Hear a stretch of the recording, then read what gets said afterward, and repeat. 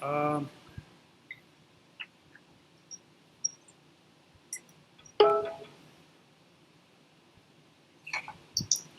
all right. Apparently, we are live. It is week one of the 2015 NFL season. Happy to be joined with the Nickel Press Show live. My name is Andy Singleton. You can find me on People's Pen, on Twitter at People's Pen. It's our little first flub of the season. I'm joined by the good doctor, the fantasy doctor, Dr. Salim Parek, as well as my good man Tehal Bedek, live in Seattle. You can find him on Twitter at Bedek143. Of course, Doug Moore up in Massachusetts, D Moore NFL on Twitter, and last but not least, Peyton Sanders. You can find him on Twitter at Paysand. Gentlemen, good morning. Welcome to the first official live broadcast of the Nickel Press Show.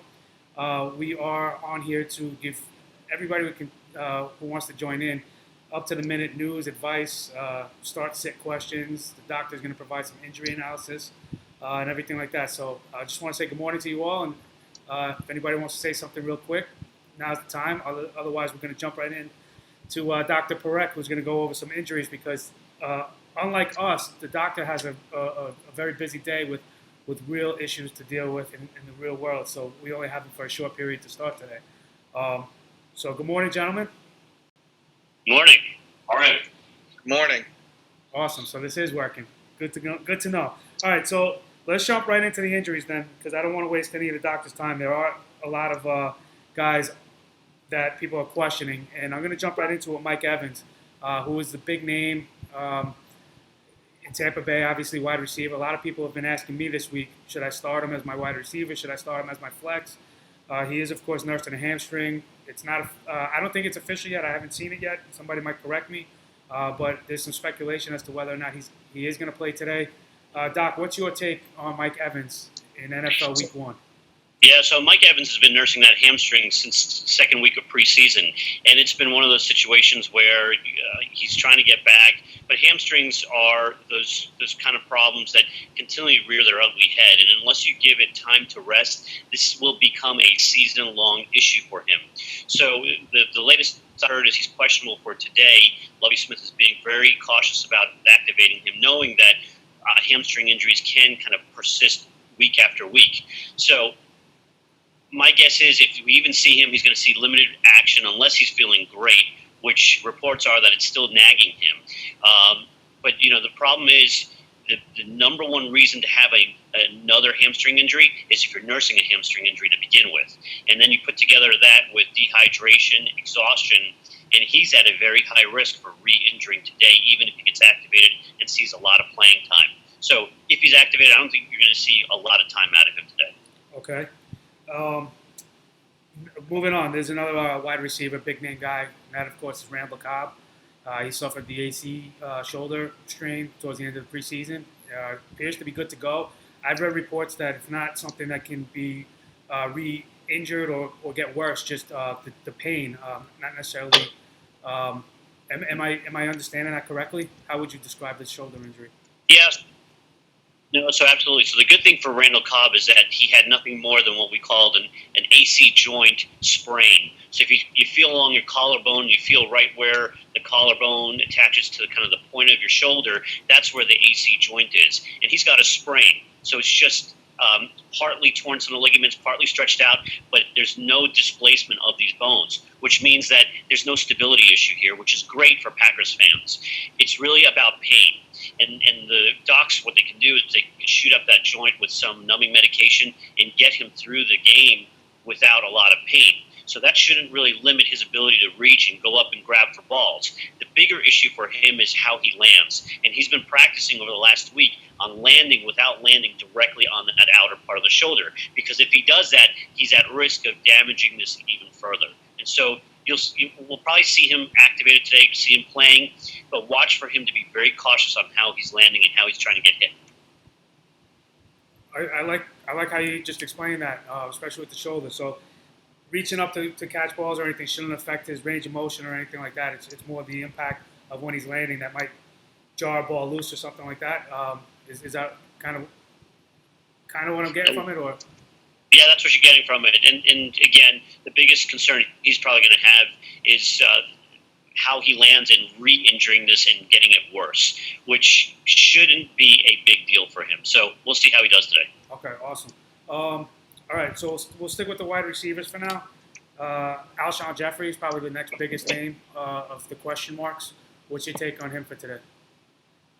Yeah, so the latest news is that Alshon Jeffries is going to be activated today. He will be playing, but watch again for his calf. The calf injury is just like the hamstring. If you don't give it time to rest and you don't give it time to heal, these injuries can last throughout the entire season.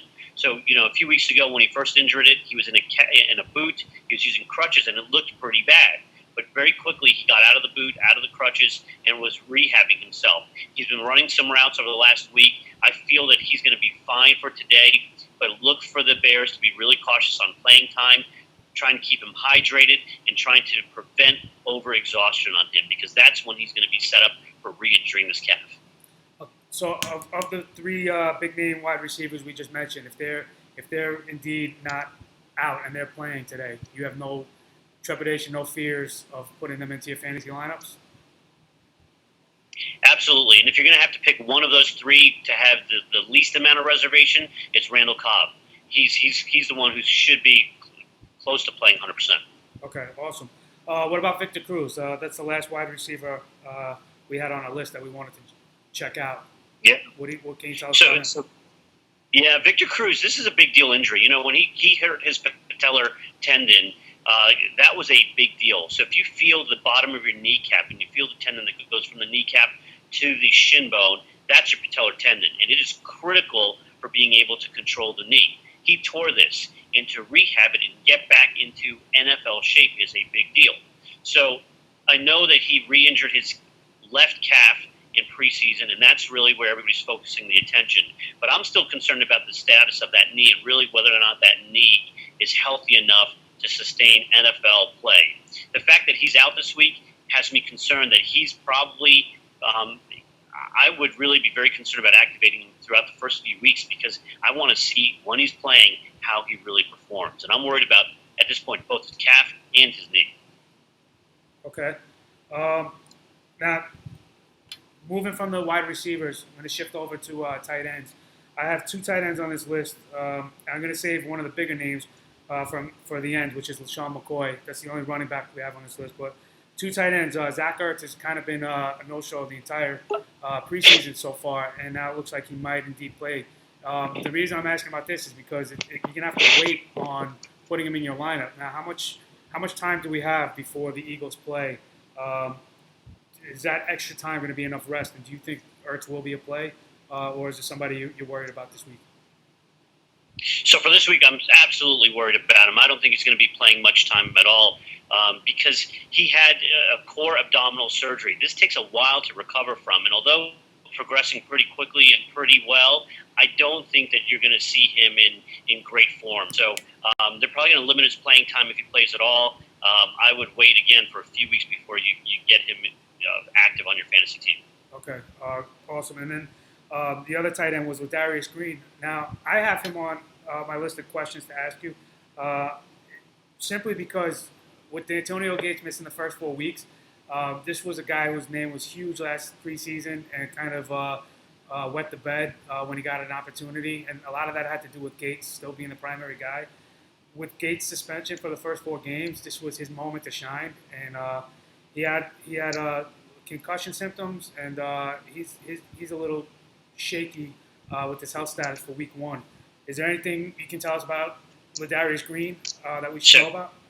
Yeah, so he is going to be a game-time decision. And the reason for that is he has not only passed the concussion protocol as of yesterday. So he had a concussion, had concussion symptoms, and then 2 days later, in practice, he was running routes, catching ball. Are you breaking up for a moment there, Doc? I'll call. Hey, he's not going to be playing today. Okay. Well, we got the. So it's going to be a time to. Game time. All right. Yeah, you're breaking up a little there, which is fine. But we did hear that at the end. Game time decision. Can you still hear us with the audio? Yeah, I can hear you. Okay. All right. So Latavius Green, game time decision. Probably a guy you should. There you go. You're back. Probably a guy we should shy away from. So, all right, I know you're pressed for time. There's a couple other guys on this list. If you want to mention them, by all means. But I do want to get into Lesean Mccoy before we absolutely lose you, because that, of course, is people drafting him as their running back one. New offensive system in Buffalo. They faced the Colts today. Totally new team. Tahal's favorite player in the universe is the quarterback at the helm in Buffalo. What should we expect from Mr. McCoy, Mr. Slim Shady, up in Buffalo today? Yeah, so Slim Shady, he's going to have a rough time because, again, that hamstring, he's only about 3 weeks into recovering off of that hamstring strain. And the fact of the matter is that when he first injured it, they were so concerned that he had a significant hamstring tear or that the hamstring muscle pulled off the bone. So when you're worried that much about the status of the injury, it means this was a big injury. In my mind, you're looking at 4 to 6 weeks for him to be fully recovered. So again, another guy who's going to get playing time. I don't think that they're going to give him significant amount of time, only because dehydration, exhaustion is going to cause him to have a re-injury. And so you've got to be very careful with him and how much time he's seeing on the playing field. Okay. Do you have any time for anybody else, or are we at our limit with you? I've got to run to the hospital. I got time for one more. Okay. Well, I know you wanted to mention something about JPP. That, of course, Jason Pierre-Paul. Now, that's more of an IDP play, but probably the biggest off-season news in terms of stories and injuries and things like that, and just the nature and manner in which he blew his finger off. So what did you want us to know about JPP? So I'll tell you, not only is his season at risk, but I think that his career may even be at risk. You know, the thing is, we're losing you again with the audio. I don't know if you can hear me. Be done to try to cover the area of exposed bone, muscle, and tendon. So you're taking skin from one part of the body, putting on the hand itself. So when you put it on the hand, it contractures, and so the digits start kind of curling in. Out, the muscles, tendons, and even the hands and the fingers that are remaining. So that makes it more difficult for him to play. Again, the Giants are concerned enough that they're worried about him playing entire season. I'm concerned enough that he may not even be able to make it back into the NFL. Wow. So we're going to have to see how this plays out over the course of the year. But don't be surprised if you never see JPP on the NFL playing field again. Wow. Wow, that is pretty huge news to hear. Some truth right there. Wow. I'm sure we'll discuss that a little bit after you leave us, Doc. But I do want to thank you for your time today.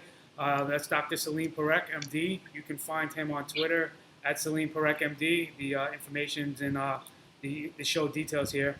Going forward in the future, we will have Doctor on probably a little later in the shows, and maybe for a little bit more time as well. But for week one, we thank you for getting the news out on these guys, and have a good day in your real profession today. Awesome, guys. Enjoy the games today. Very informative. See you later. All right, sounds good. All right, bye. All right, bye. All right, well, that was I know not an offensive player. I know not what a lot of people would lead a show with, but that was some pretty mind-blowing news to hear from a doctor right there. I'm sure we'll get back into that a little later. I want to first comment on the Beddick beard going on in Seattle over there. I was going to lead with the Cam Chancellor news, or if there was any updated news to that. But I think that beard might be a little bit.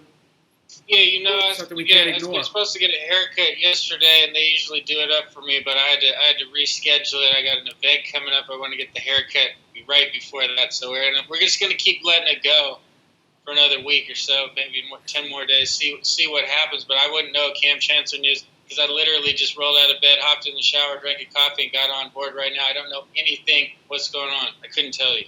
That's fine. Well, I'm going to say good morning to the rest of the guys too then. Doug? Other than the Tyrod Taylor thing is out of control, dude. The DFS, now you can't even trick it. Everybody has a Tyrod Taylor lineup. Well, I was talking about this with somebody on Twitter this morning. I don't know if you got the mention yet. I know you just rolled out of bed. Did you wake up that pretty as well, I'm assuming? Because I saw Doug earlier this morning, and there was a lot more prep work that went into his appearance right now. So for you to just roll out of bed this handsome, I understand full well now the male model background you carry. I don't want Peyton to feel like he's being shut out over there in Denver. So good morning, sir. I know you're going to be heading off to the games yourself or to the bar to watch the games soon, right? So we're going to lose you in about another 20 minutes, half hour or so. Yeah. I just headed out. I can't support DirecTV and NFL Ticket as they're my direct actual work competitor. So I got to roll out, watch the games, and be back home for the Cowboys game tonight. So there you go. There you go. Well, I don't want people that are tuning in and watching us to think that all we're going to do is sit here and talk to each other about our personal lives. So let's get into some players, which is why we got people trying to tune in.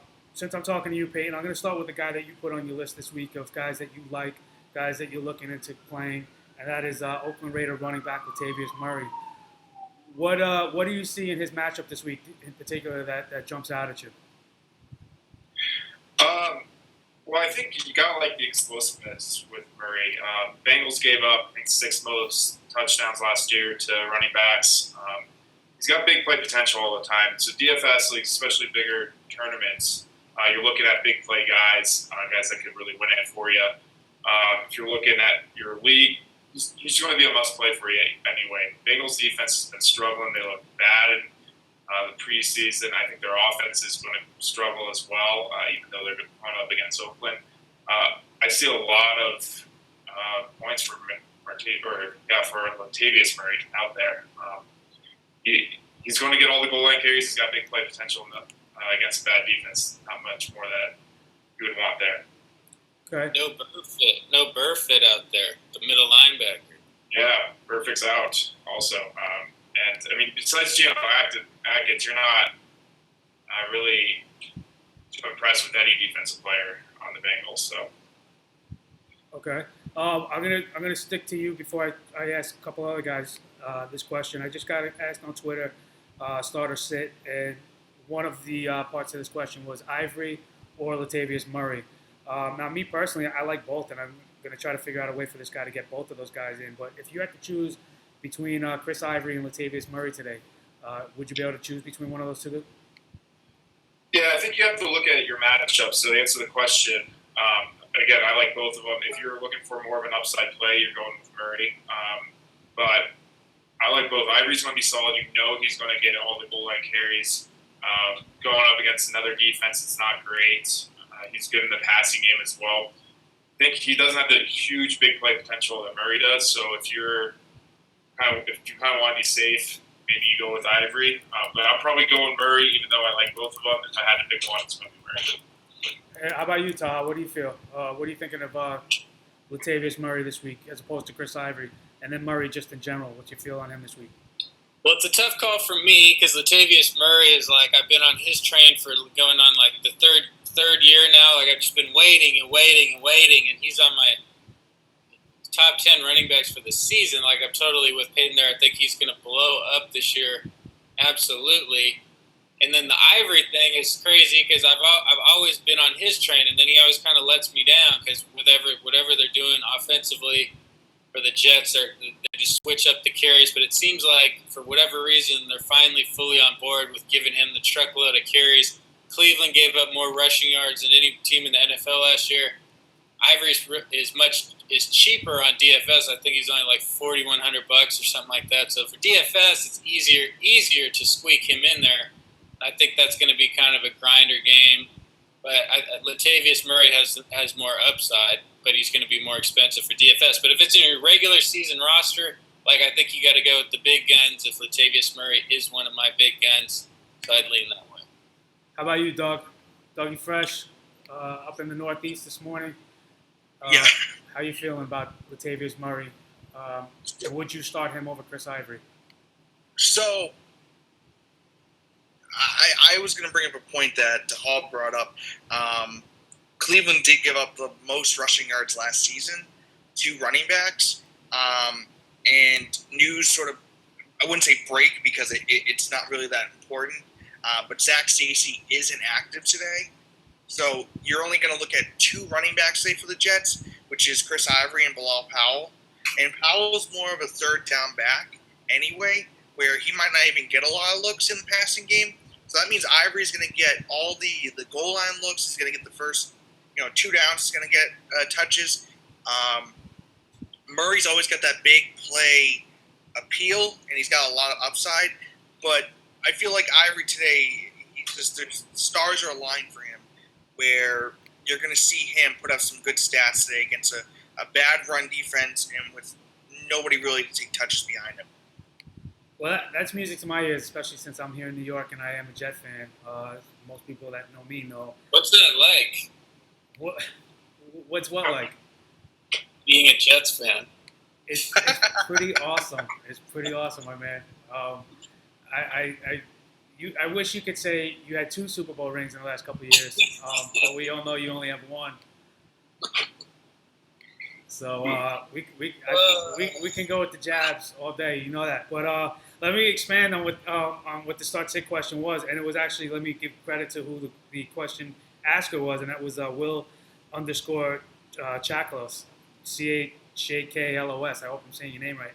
I'm horrible with name pronunciations, but the question in full was Ivory or Latavius Murray, Yeldon or Abdullah, Charles Johnson, Royal, or Torrey Smith, half-point PPR. So if these guys are all on the same team, I'm saying Ivory and Murray over Yeldon and Abdullah. I wouldn't even consider Yeldon and Abdullah if I had Ivory and Murray. But let's move to the receiver portion of this, and that's Charles Johnson, Royal, or Torrey Smith. Now, I got to say, this is our first live show, so I'm a little all over the place. We do have some other players to go over, and we're going to get into some analysis on them, but and then later answer some starter sits. So apologies for getting a little off track with this, but while we're asking, let's just finish this question off. Charles Johnson, Royal, or Torrey Smith in a half-point PPR? Doug, I'm going to ask you. Yeah, so we sort of found out that all 3 top receivers for the Bears are going to be playing today. Alshon Jeffery, Eddie Royal, and Marquise Wilson. And then Torrey Smith is always going to be active. I just feel like in Minnesota, Charles Johnson is that number 1 guy. He was very good at the end of the season when Bridgewater and him sort of started building a connection. But I really think that Charles Johnson, from everything I've seen, has so much upside, and I really think he has wide receiver 2 appeal this season.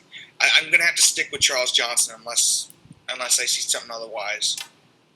Okay. I want to make mention also that the question did include Taha, somebody that was on your list. So let's shift back to guys that we like this week, because Chris Ivory was a guy that you're particularly high on, which kind of stumbles me a little because you were just trying to take a little jab at the Jets in general. Tell me why we should be going with Ivory. Why do you have Ivory on your list this week? Well, I said some of the stuff that the Browns last year gave up more rushing yards than any team in the NFL. I think the Browns is a nightmare. I think if things go bad this year, like the way I think they're going to, I think it might be a situation where everybody's getting fired there. I don't like Patton. Seemed like he was like their 10th choice of people to hire. They have no receiver. I think it's all bad in Cleveland is what I'm saying. Ivory, as Doug said earlier, he might get 30 carries. I think it's going to be just a grind-out game. I think I'm starting the Jets everywhere that I can, DFS, regular season, whatever. I think that their defense might shut out Cleveland. So those are the kind of games that Ivory, you get 30, 35 carries. He might just get a ton of carries. And like I said, he's a pretty cheap option for DFS stuff. But I just think, for whatever reason, Ivory, they're saying he's in his best shape. They're saying everybody's high on him this year, so I have to go back and get behind him. But, he's kind of let me down over the past few years. But this looks to be his season, and he's got a good matchup. And I just like all the circumstances of this particular game for him to have a nice day. If he somehow gets 35 carries, I'll fly out to Seattle Monday. You just got to tell me what the. Might have been an over-exaggeration, but 30 is doable. 25 minimum. You just keep backtracking here. 35 to 30 to 25. That's fine. I like the 25 number. If it was if Rex Ryan was still there and Chris Johnson was gone, 35 would maybe be possible. We'll have to see what the new Bowles is like out there. I don't know what his mindset is. We'll see. Let's move on to another guy. I'm going to start with Peyton again, just because I know he's probably most pressed for time. I'll shift it over to a wide receiver right now. You got Jarvis Landry on your list. I personally am very high on all Dolphins this season. I like Tannehill at the helm. I like Jarvis Landry. I love Devontae Parker, Lamar Murray as well. You've added Jarvis Landry to your list of guys that you're pretty high on for his Week 1 matchup. What gives you that feeling? Well, like you, every Dolphin I'm pretty high on this year. I like Lamar Miller, like Jordan Cameron, like Tannehill, like their defense a lot, and like Landry. If you've been watching any of their preseason, kind of hearing reports out of Miami, they want to get Landry the ball. They want to figure out ways to get him the ball in the backfield, quick screens, any possible way. So if you're sitting there in a PPR league, Landry's a must-play almost. And then, not to mention, they're going against the Redskins. Gave him 23 touchdowns last year, so, I mean, that's averaging one a game. I don't know what other receiver on the Dolphins are going to get that touchdown, so you got to be looking at Landry. Tannehill looks great. He's a dynamic player, and they can use him in a lot of different ways. He's not going to really beat you on that huge home run, fly route, but he can break open his screen at any point over the middle. Just a solid play this week, and probably for the whole year. Yeah, I have to agree with you on that. I think he's a volume guy for Tannehill in that offense. I think he's the guy that's going to move the chains, but then he also has breakaway ability. So he's not just in comparison, like you see how Edelman gets a bunch of catches, but doesn't seem to ever go for more than 10 yards. I think Landry is kind of in that same role where he's going to be getting that number of targets, but unlike Edelman, they're going to go for a little bit more than a 10-yard average, and he'll probably find the end zone a little bit more. Taha, would you agree with that? Would you disagree with that? Am I crazy? With Landry? Yeah. I think everybody's fully on board there. The Dolphins are just, everything's kind of aligned for them, and everybody's on the train. I'm kind of interested to see, because when all these kind of super teams come together, I wouldn't call them a super team, but they made a ton of moves. They made a lot of new additions, and a lot of times teams kind of seem to fall flat when that sort of thing happens. We all remember the Eagles from a few years back. It happens in other sports all the time. So I'm waiting to see. I'm really interested if they kind of come out and just handle the Redskins like people think they're going to, or if the Redskins pull off something crazy. But yeah, I like Landry a lot. I loved him coming out of college. Seemed like a steal there in the draft. And, he should get a ton of targets, because that's what Tannehill specializes in these, 8 to 15-yard throws or whatever. So, I mean, he's the best one they have for that. So he should have a field day. I'm more worried about guys like Kenny Stills. Seems to be like nobody's talking about him. It seems like he's kind of out of favor already there. And then Devontae Parker, can Tannehill even throw the ball to him deep down the field, or is he going to get hurt? So I think Landry's their best option. Yeah, I mean, what you said just kind of plays into what I was saying, and with all the new parts in that offense, I mean, it's really not that many new parts. You still have the same running back in Lamar Miller. You have a couple new receivers. I agree, still seems to be completely out of favor if he even, finds the field for any amount of significance. But Landry is showing to be Tannehill's most comfortable target. So it kind of goes to what I'm saying, and that he's going to have that volume of receptions. Doug, do you have a take on this? You like Landry in the Dolphins offense, or you think the hype is a little too much? No, I mean, listen, we saw him last year, sort of towards the middle of the season, and then afterwards he was a PPR stud. And I really think from everything I've seen, everything I've read, that they want to keep making him that focal point. I think 90 catches is within reach this season, even with the additions of Jordan Cameron, Devontae Parker. People forget about Greg Jennings, too, and then Kenny Stills, too. So I really think that Jarvis Landry is easily a must-start almost every week in PPR. Devontae Parker is somebody that they spent a first-round pick on. They're not going to just let him sit. And then Kenny Stills is, I think, sort of an underrated field stretcher. He is someone who can make big plays down the field. So he's got that deep threat ability. And plus, you got a solid running game with Lamar Miller. I used to never be as high as I was on Miller, but I really think he helps make that offense sort of more balanced, that you never know what's going to happen because they have a solid run game along with a solid pass game, along with Tannehill being able to rush as well. So I'm buying this offense, and I really think Landry is a must-start in PPR almost every week, unless you somehow got Calvin and God. That's a big stretch to have God as your wide receiver too. But anyway, I know you wanted to talk about Ryan Tannehill, so we'll try to get back to that. I'm going to try to answer as many start-sit questions as we can as they come to us. So if any of you guys are getting any on Twitter, tell your followers to start gearing towards the show. We'll answer them here. We got Kicks Kid 2010 asking us right now on the live feed. I own Mike Evans, and he is currently number one, and I need to fill the flex. I have John Brown, Allen Robinson, Jonathan Stewart on the bench. Should I sit Evans? Who should I start? I don't know if you were listening to the first part of the show when we had the fantasy doctor on, Dr. Salim Parekh, but we were talking about Mike Evans' injury a little. Of those, I'm personally very high on John Brown, but if I had Allen Robinson, I think he would probably have to be the guy I go to. I do like Jonathan Stewart, but I don't like the fact that there's not many other options in Carolina, so I just feel like he could have, some tough sledding ahead of him. I still don't know that I would bench Mike Evans, though. I'm going to turn this over to the guys right now. Taha, what's your take on this? Would you be benching Mike Evans?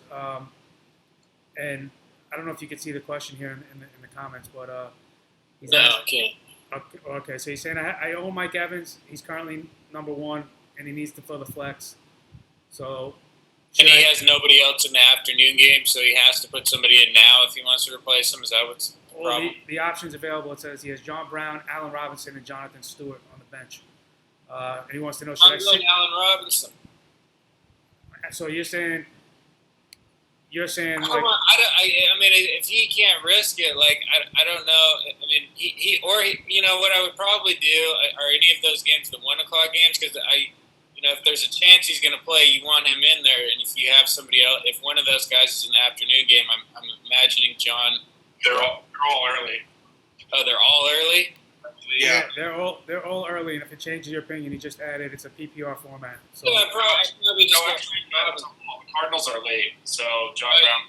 Yeah, then you could just do John Brown and then hope that Mike Evans plays. And if not, you got John Brown against the Saints, where he could have a big day regardless. So I would go that route. Yeah. I'm with you, though. I think I'm with you. I would leave Evans in, and John Brown. It is a PPR league, that's right. Yes, that is. It's a PPR league. Yeah, John Brown's going to be a good play this week. I like him a lot. I'm not sold on him for the year, but you figure Keenan Lewis is going to be on Larry Fitzgerald all day, so John Brown should have a pretty productive day, especially PPR. So I'm a tall.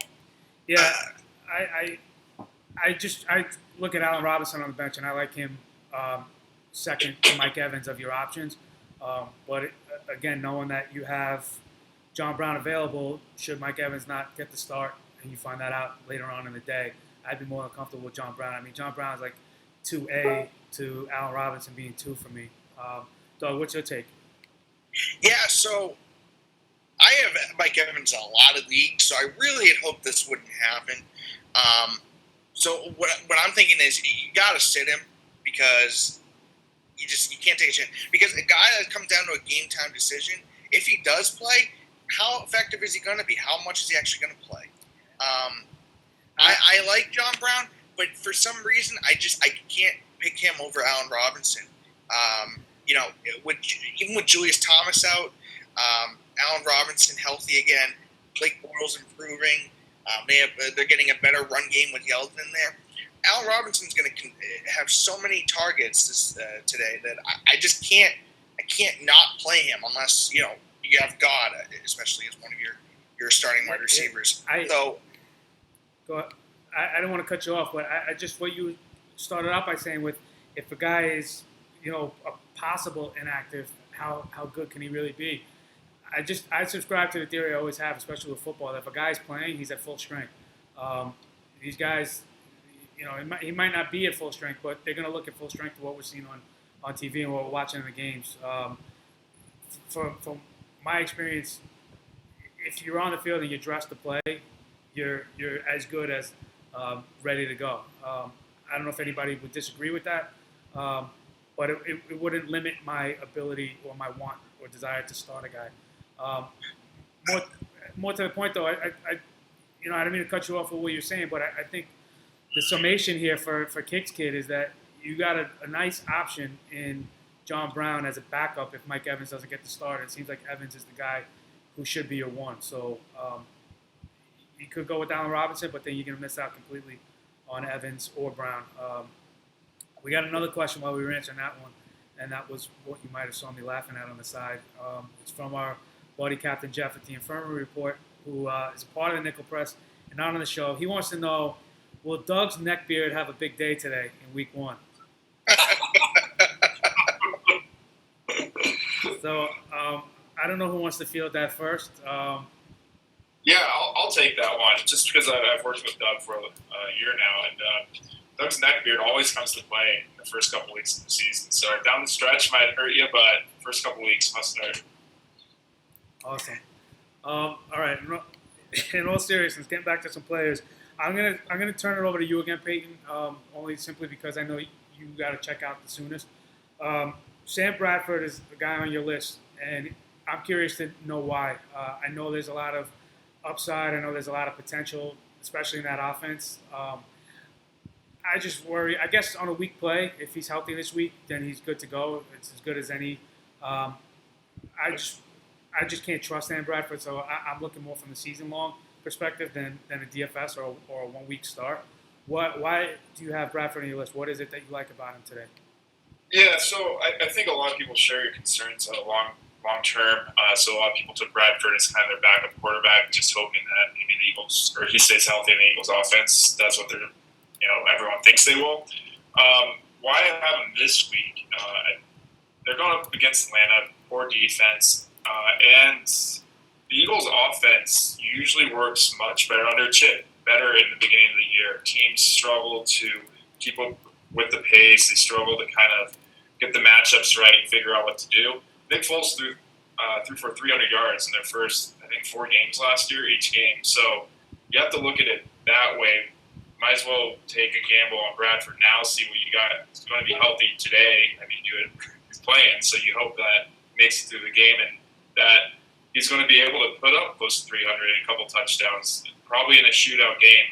If you guys looked at my DFS piece, I'm on board with every player in that game. Basically, I think it's a shootout. It's in the Dome, primetime game tomorrow night. A lot of big names. I like Tannehill, I like Bradford. Today, long term, not so sure, but I think you ought to roll the dice with him today. Awesome. Now, you also just mentioned DFS cheat sheet that you've been working on and creating for the Infirmary Report and the TIR website. That is a paid premium thing, which we will be giving away a couple of those for free. So stay with the show. You must be subscribed and watching us, and then you can win one of these DFS cheat sheets that Peyton has created. Who else helped you with those? Yeah, so it was just me, actually. Jeff's been helping out with the promotion side, but I just created them. So, yeah, if we're giving them away free, probably want to get a couple out now before lineups are locked in for the day. To just make sure everyone's subscribed. Yeah, awesome. Why don't we, since Kick's Kid gave us the first question this week, why don't we go ahead and give him one? And then while you're still on with us. Now, I loved what you said about Bradford, especially for this week. I know Taha probably is going to have a difference of opinion, though. Am I right or am I wrong? No, you're right. You're absolutely wrong. All right. He's in my top 10 QBs for the season. I've never liked Sam Bradford, but just I've slowly kind of come around to the offense. Just seems like a really good fit for that particular offense. So, barring injury, which is a big chance with him, I think he's going to be great. I think he's going to be great in that system and just hitting Aguilar and Matthews, which are kind of perfect guys for his skill set, and I think it'll be really good for him. And I like him against Atlanta.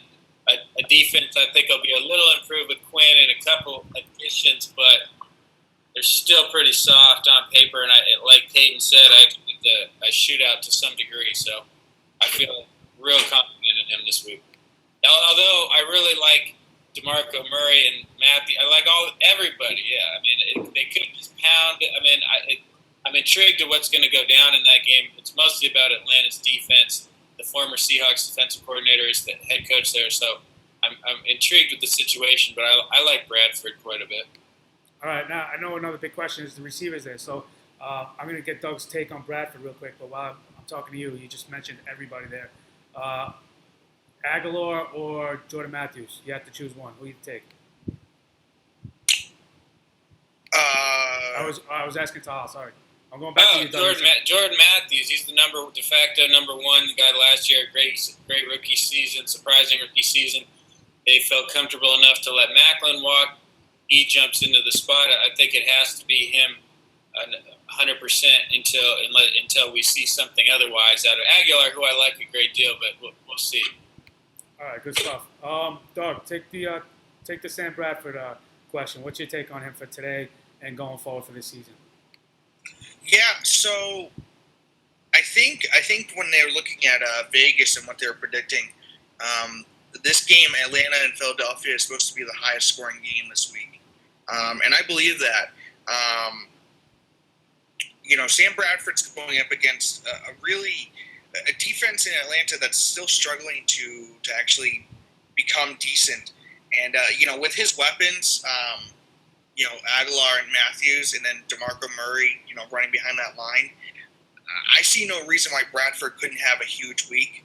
Now, granted, I probably wouldn't start him over guys, established. Like a Tyrod Taylor or something. Like a Tyrod Taylor, of course, who offers that rushing ability, right?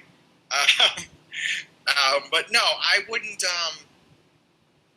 I think he'll have a big week, but I wouldn't put him over guys like Peyton Manning or Aaron Rodgers or even Ryan Tannehill, because I love Ryan Tannehill. But I seriously think he could be a really solid quarterback play this week against a defense that's still struggling to be able to make much noise. Funny you say that, actually. I think I advised someone earlier today to play him over Peyton Manning, actually. I like Manning, actually. Just matchup-wise, the Ravens' pass defense isn't great, but I don't know what they're going to do with that offense still. It's kind of an unknown. What if they run the ball 30 times a game? You're not really sure. So I think the upside plays there with Bradford over Manning. Manning's not going to hurt you by any means, but I think it could be kind of an interesting play. Yeah, I'm hesitant to do that. I just look at Manning and what he's done against the Ravens the last couple of years, especially opening week, stuff like that. But we got a couple more start-sit questions, and I'm going to jump into those in a second. But Peyton, I know, has to get running in a moment, so do we have you for one more guy? Because it's a guy I'm very interested in, and he's somebody that's high on your list. And do you have time to answer this one? Yeah, send it over. I'm good. All right, well, you should know who I'm talking about already, and that, of course, is the muscle hamster, Doug Martin. I know he doesn't want to be called that, but everybody knows him as that, so that's why I will continue to use that. Captain Jeff just did a video that came out last week on why he loves him. You have him on your week one like list, so what is it about Doug Martin? He's intriguing to me because I like the matchup. I like what he's shown in the preseason. I like his bounce back. But I just feel like as many positives as I see, I just feel that hesitation internally to click, submit with him in my lineup. What am I doing wrong? Well, we can go back to something that Tal mentioned earlier this week, actually. That when players have a down year, mostly due to injuries, people just start writing him off for the next year. He had an unbelievable first year. He was a stud. And the Buccaneers are getting better all around. Their offensive line's still a little shaky, but they're going up against the Titans. Doug could be in the backfield, and I'm starting them against the Titans this week. Whoa. I mean, I don't know about you guys, but I take me. Yeah, exactly. But, I mean, they averaged 125 yards against them last year and a touchdown in the game. I mean, on the ground. You have to start anyone. Doug Martin, I think it's a huge upside play. DFS, he's going for cheap right around that same price range as Chris Ivory, so you can get him in a lot of lineups. I'm putting him in my flex in a lot of leagues. I think it's just a solid play. He's involved in the passing game. I don't think there's anything wrong with putting Doug Martin in. Okay. Any other? You got a few minutes, or you cutting out of here? Yeah, I'm gonna hit you with one more thing before I leave, just to kind of stir the pot with Doug. Okay. C.J. Anderson, I'm telling you, not going to be a great week for him. Ravens run defense is too good for him to be solid. And I think they're going to, like I've been saying all preseason, Ronnie Hillman's going to be getting looks. They're not going to want to have C.J. Anderson take 25 carries, 30 carries, especially week one against a really physical defense in Baltimore. So I'm not saying that you won't, it's hard to bench him. You probably still get 15 points because he'll put one in the end zone, or maybe two, just because that's what they do in the goal line. But I'm telling you, it's not going to be its first round pick status this week. So that's it for me, though. Well, good stuff, and we appreciate you being on this morning. I know in the future you do like to head out to the games a little early and watch with the locals, if you will, and we're going to be getting you on live in future weeks with some fans and some inebriated fans, I'm sure, during pregame festivities. But thank you for your time today. Kicks Kid 2010, you won the DFS cheat sheet that Peyton prepared for week one. So, like I said, email us nickelpressshow@gmail, and we'll send you your link for how you can access that. It's got all good lineups for the various sites for DFS. So try to get that to us in the next 5-10 minutes or so you can try to get one of these lineups in this week. If not, if we don't get you this week, we'll send you next week's as your prize. We still have a couple others we're going to give away this morning before we end. So make sure to have your make sure you're following and watching and asking your questions. I'm going to ask a couple more start sits that I've been getting on my Twitter feed, and I'm telling these guys to tune in and watch as we answer their questions here. I'm going to go ahead with the first one being from Anthony Corrado at ANTNY_Q on Twitter. Fast help. Rashad Jennings or Alfred Morris? Please help. Rashad Jennings or Alfred Morris? I don't know, guys. I don't like either, honestly, but I personally, between the two, I would feel more comfortable with Rashad Jennings. I do like Alfred Morris. I just think Rashad Jennings has a better situation this week. But I could really flip a coin either way with that. Taha, do you have a better take on this one?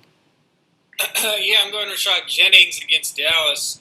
No question. I don't like Dallas's defense at all, especially without Hardy and McLean's out, the middle linebacker, for a while, or wherever he's going to play with Sean Lee back there. So I think that game's going to be crazy high scoring.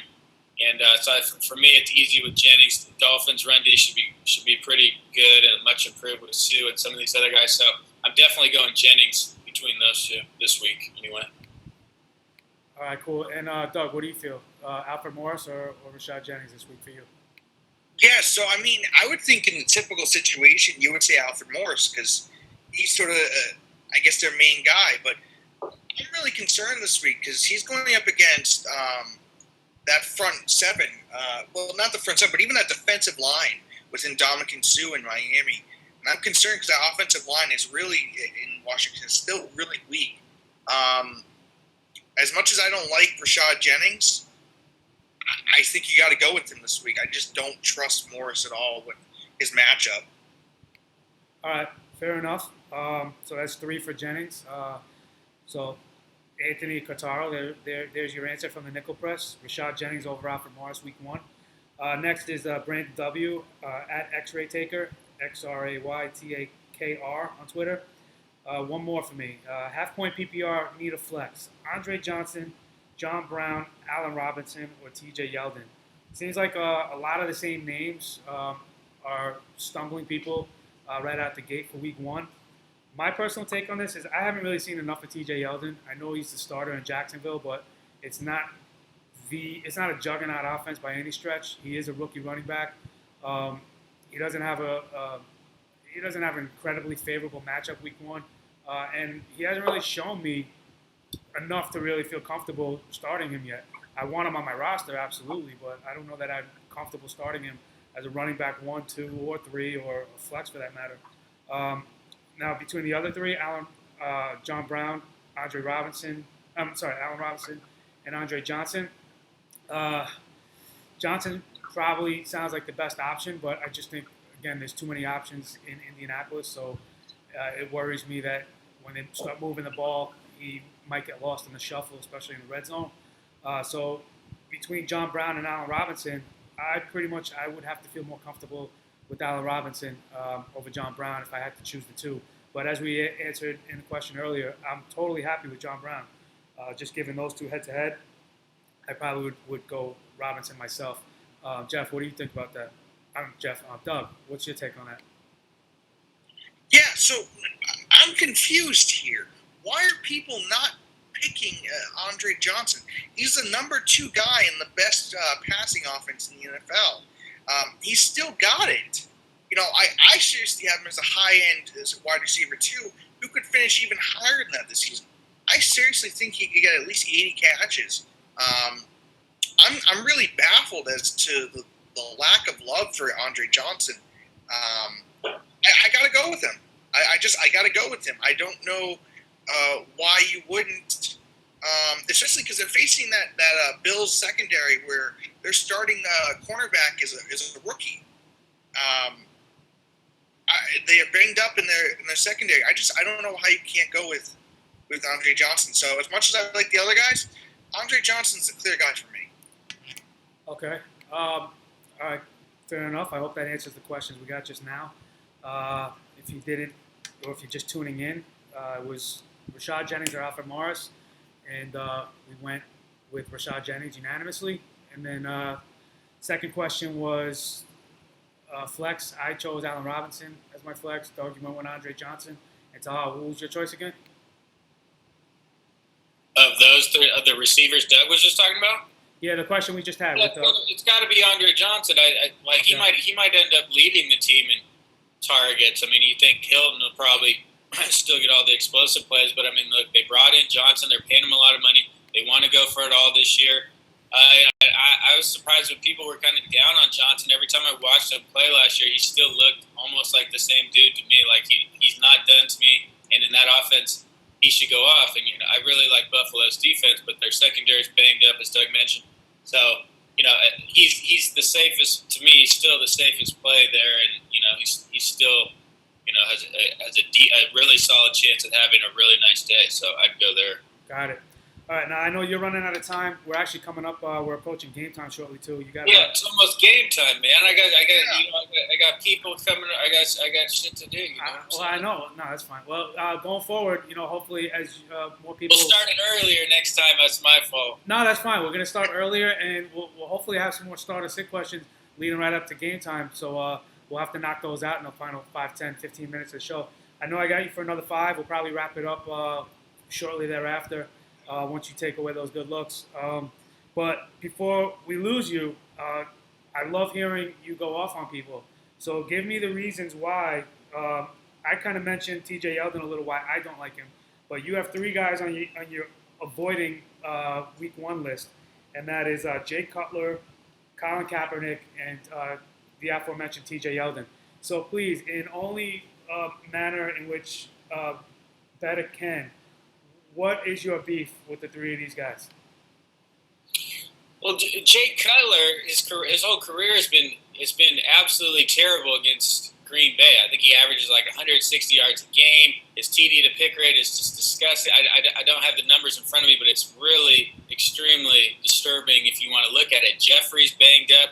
So what are they going to do there? Like, the Packers own Jay Cutler. The Packers own the Bears. 7-point spread. It should be higher. Like, it's a new coaching staff in Chicago, so maybe that kind of helps. But, if Jeffrey's their only hope, he's banged up. Is he going to dink and dunk to Royal all day in the tight end? If Jeffrey's not 100%, this game's going to be a blowout. Jay Cutler's just a loser, man. I like the guy's talent, but the dude's just a loser. He's a chump. You see it in his expression. This guy's getting benched last year. It's all bad, Maybe he surprises. It's a new day. It's a new season. I'm just not a fan. TJ Yeldon, he looked terrible in preseason. Carolina's got a really stout defense, great linebackers. Added Shaq Thompson from UW. I think they're going to put the clamps on him. Yeah, I mean, I just saw him just getting drilled in preseason. Like, their O-line is whatever in Jacksonville. I just don't really like the matchup. We'll see as the season progresses. I don't really have anything against him. I kind of like his talent. I would just prefer like a flex receiver over probably Yeldon this week. I don't like him to have a big week. I think if he's struggling, they'll mix in Denard Robinson. They'll mix in some of these other guys. And then the third, Kaepernick, I've always been a fan, man, but he's been letting me down. He hasn't progressed like I expected. He can't throw mid-range passes. He's got a gun and he can run. So if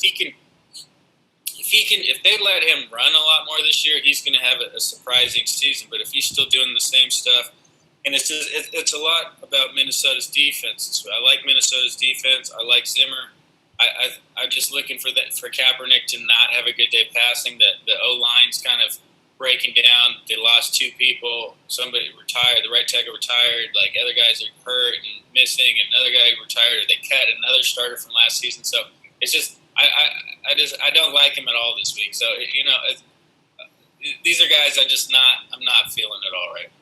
Now, is that knock against Kaepernick anything to do with your bias for the 49ers? No, I liked Kaepernick. I used to press for saying that he was better than Russell Wilson, or was going to be better than Russell Wilson. I used to say that, like, as a Seattle fan, like, I was obsessed with Kaepernick. I will openly admit that, and he lets me down.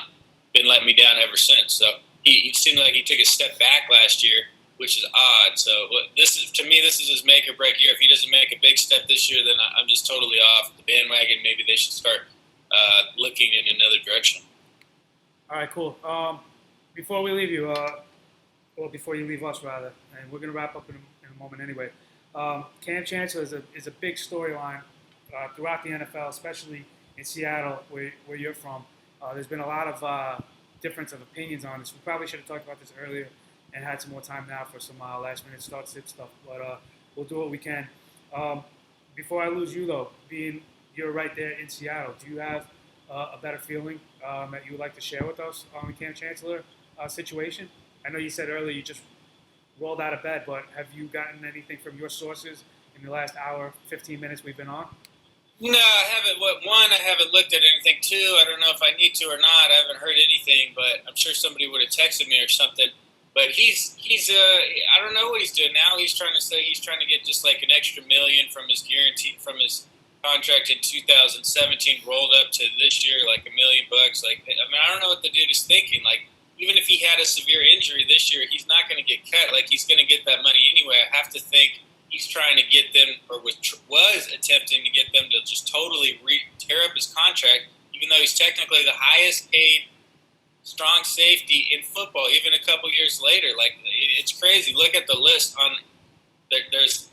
It's ridiculous. Like, I mean, this guy thinks he's worth, the free safety money, like the Earl Thomas, McCourty, like some of these guys. Like, sorry, dude, it's just not how it works. Plus, he's in the second or third. I mean, he's not even close to finishing the contract. I mean, so if he wants to give up 200 whatever grand per game, plus all the preseason stuff, I mean, he's at sitting at $1 million he's given up already. So, like, where's the thinking in that, man? You're just looking dumb now. You have your pride or whatever, but we had Deion Bailey, a USC guy, stepping in at safety, young guy. If he does a solid job, which I think he's going to, Chancellor, I mean, he's just going to have to walk in with his tail tucked between his legs. It's embarrassing that he's doing this, because now he just looks dumb. He's losing money. Like, I mean, I don't know. No matter how rich I was, if I was missing out on $230 grand a week, it's going to sting. Yeah. Like, can I cut you off for a second though? Because I mean, from what I get, is like everybody's saying without Cam Chancellor, Seattle's done. Like, that's it. They won't even make the playoffs, let alone win another Super Bowl or be in a Super Bowl. So, for you to say, you're thinking that, or that's what you're hearing? No, that's what it seems like the consensus is. I mean, I'm sure that's exaggeration. These people are idiots, man. I want to speak to them all personally. All right, and that's what we're here for. Hopefully, they'll start tuning in, and you can address them all individually. But I'm sure a lot of it is exaggeration or whatnot. But if Cam Chancellor is worth his weight in gold, I mean, it seems like from what I hear, there's less than $1 million separating them in contract talks, 900,000. Right, and if that's all it is, I think they should work it out some way. Because I mean, don't get it twisted. I am a huge fan, and he is the nastiest strong safety in football. But again, strong safety is a replaceable position. It's not going to make or break the season. I mean, it's not going to stop us from winning the division. It could, things could factor in. It could keep you out of the Super Bowl. Things could happen. Like, you'd love to have him in there. Again, he's the best there is for this particular defense. But, you're not going to notice the strong safety all that much in a defense as solid as ours anyway. It's not going to cost us, that many points. I mean, I think statistically all the numbers, Geek was on the radio yesterday. I said statistically having him out of there could cost the Seahawks 1 point a game. So, I mean, think about it that way. Like, what is that really gonna cost them? He just needs to come in, man. Like, they'd be more open to working something out with them. I mean, it's just, he has to come in. So, I mean, at most he can sit out the first 10 games, come back for the last 6 to accrue another year of service. So, I mean, I'm hoping it doesn't come to that, but they'll be fine. They'll be fine without him, just not quite as fierce back there. All right, well, let's not waste the last precious moments we have on a defensive player who's not even playing currently. Of course, I got to take shots at you being a Seattle guy and Cam Chancellor being in Seattle. But before you go, you have Dez Bryant and Tony Romo on your list of likes this week. So what is it about the Cowboys stack you like? Because guys are going to have to wait to see that matchup, and they're going to have to sit patiently and get through the early games and the late games. So why do you like this stack? Well, it's not like I had to reach deep into the pocket to come out with those guys. I mean, Romo had 7 total TDs against them in 2 matchups last year. I think his QB rating was like 140 or 130. I mean, just absolutely shredded Giants. No JPP. Now they don't have DeMarco Murray. I think the Cowboys are going to throw a little bit more. I just like he's just owned them recently, and I mean Dez Bryant's going to get the most targets as usual. So, I also like Terrence Williams, Witten. I mean, if you're super desperate, I like everybody on the Cowboys this week, the receiving options. But I mean Dez Bryant, he might, if he gets double-digit targets, I mean he might just have one of those 2-3 TD type days. I mean it's all there for him. Romo owns these dudes. I mean, the other way around, Eli Manning, same stuff. Him and Beckham should have a huge day also. I mean, Eli Manning kind of almost identical to Romo's numbers, vice versa against the Cowboys last year. So I like both those. Yeah, I like this to be an offensive game as well.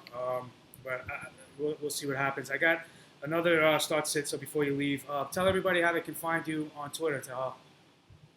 At BedXBDDICT143 at Twitter, and I'll be here all day. And don't take it too seriously. I get a little out of control on there. Let my emotions get the best of me. But that's why we love you, though. And Doug, how can they find you on Twitter? At DMooreNFL, DMOORENFL. Awesome. Don't get the D. Awesome. All right, so more. Another start sit while I got you both still here. From Eric Munkvold, EMUNKVOLD on Twitter. Charles Johnson, Devontae Parker, or Deshaun Jackson, need one. Personally, I love Devontae Parker. He's my second favorite rookie at receiver. Probably my first personal favorite, but I think Amari Cooper is just a little bit better. But way too early to start him. Deshaun Jackson, I don't know. I've never been a big Deshaun Jackson fan, even though he produces. And then Charles Johnson, who's kind of like a little, a sleeper and waiting. I don't know why more people aren't on board with Charles Johnson yet. I don't particularly love Johnson's matchup in Week 1, but I do believe in Teddy Bridgewater. That's a tough choice between those three. I might have to start Johnson on that. I'm going to ask Taha before he takes off.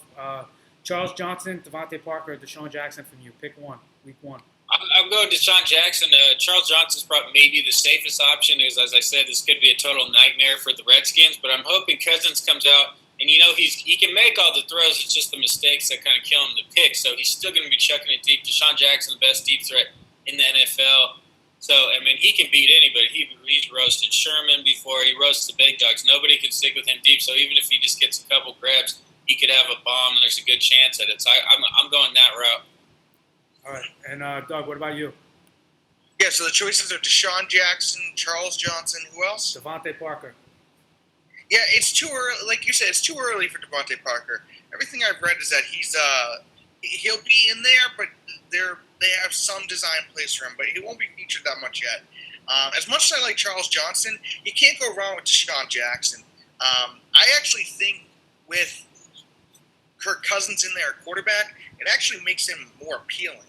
I just think that Kirk Cousins is a better, I wouldn't say a better quarterback, but it just seems like he's better downfield. So for me, I got to stick with Deshaun Jackson, even though I love Charles Johnson. I can't go wrong with Deshaun Jackson this week. All right, good stuff. Hopefully the people asking these starter sit questions are appreciating these answers and getting them in a little bit more than 140 characters and from a couple different opinions all at once. Anything you guys want to add? We're down to the wire. We got roughly 5 minutes or so till kickoff, and week 1 is upon us. You see behind me the Colonel's offering big buckets for your game day. Should I go get some KFC real quick? 12-piece buttermilk biscuits. Here we go. Zip the flour, roll the. Tyrod Taylor. Like the hype is out of control. Like these guys, everybody. Oh, I got to get my Tyrod Taylor lineup. Like it's a thing now. Like everybody's got to do it. He's so cheap at DFS. The hype has gotten so high that now I'm starting to feel nervous about it. Now it's like now I just have a bad feeling. There's too much hype. Everybody's on board. Look what I've started. Now I'm nervous. I want to go the other way. I think I don't know. I'm really concerned. Gotta get you credit for that though somehow. Yeah, that should just show you your reach in this world and how many people you single-handedly started the Tyrod bonanza.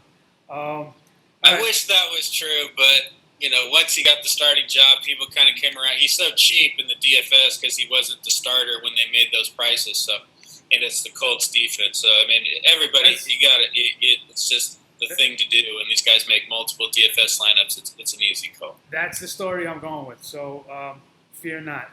The Tyrod Taylor. You give me all the credit. I'm giving it to Tahal. Tyrod and Tahal are my boys. All right. So here we go. We're gonna run down the last couple things. Big news. Carlos Williams to me is a huge story. How this guy's risen up, especially with Lesean Mccoy's health being what it is. I think he's a guy you should definitely add. If he's still on your waiver wire, it's still available as a free agent. Pick him up now because you don't want to wait till Monday or Tuesday and then have to waste a claim on him. If you can get him for the cheap now, I think that's a strong move to make. Let's see. If you turn the regular season, it's here. I'm trying to think of all the things I had on the list to get over. Devontae Parker, we just mentioned, a little too much too soon. Cowboys running game, Broncos offense, those are things Peyton wanted to discuss. He's not here with us right now. Let me ask you guys, Tahal, you're still here, so I'm going to ask you, and Doug, you can take this as well. Barely. Start with, yeah, I know. Well, we're getting ready to go. We got about 90 seconds left. Joik Bell, Amir Abdullah. You fearing Abdullah with Joik Bell looking like he wants the carries? Me? Yeah, you. I'm big on Bell like overall. I mean, but granted that he's had to sit out a great deal of time, and I keep hearing the Lions O coordinator run his mouth saying they're going to get Abdullah the ball a ton, but I'll believe it when I see it. I mean, against a Chargers defense I like, he might get a bunch of catches out of the backfield this week, but I would like to avoid starting either of those guys this week until I kind of see what's going on there. But I still like Bell. I'm scared about starting Bell week 1 after all the injuries and trying to come back from it as they work him in. I wouldn't want to start either of them, but Abdullah in a PPR standard, I'd probably stick with Bell if I had to. All right, Doug. What about you? Last answer. You fearing Abdullah? The early preseason hype. Now it looks like Joik Bell's back in the mix. What do you feel? Not worried at all. I think Joik Bell is being rushed back too early. He did not play at all this preseason, I believe. He's coming off of 2 surgeries, coming off Achilles surgery and knee surgery, both lower body injuries. I can't trust him right now. And Amir Abdullah is just a hot hand. why wouldn't you go with him? I really think he'll have a big game today, and he'll be getting more and more of a role as we keep going. All right, good stuff. Well, you heard it from everybody here. We had Dr. Salim Parek on earlier, at Salim Parek MD on Twitter. My good buddy in Seattle, Tahal Bedek. You could catch his work on Razzball, and you can catch him right here on the Nickel Press Live. It's at Beddick, BEDDICT 143 on Twitter. Doug Moore joining us from New England, D Moore NFL on Twitter. We had Peyton Sanders earlier at Peyton Sanders. What's that? What was that? New England? I missed it again. He's insulting New England. He hates New England. Yeah, he's New England. He's up Wow. in Patriot land. I, of course, am Andy Singleton at People's Pen on Twitter, People's with the Z. This is what we're going to be doing every Sunday live. We're going to start earlier next week, 11 a.m. We're going to hopefully get more starter sit questions. We're going to have a bunch of prizes to give away. We got the doctor's reports giving you why you should be avoiding or not fearing guys and their injuries. Looks like it's about to be 1 o'clock and we're about to kick off. So I hope you enjoyed our live debut. Bring on Red Zone. Let's go. Don't get too cute with your lineups. Play the regulars. Good luck this week. Good luck, everybody. Thanks for tuning in. It's the Nickel Press. Make sure you subscribe to the channel and please like the video. You can go back and watch these after they're live. They'll be added to our stream. That's it, man. Thanks for tuning in, everybody. We'll see you next week. Peace. Now I gotta stop this. So we're still recording.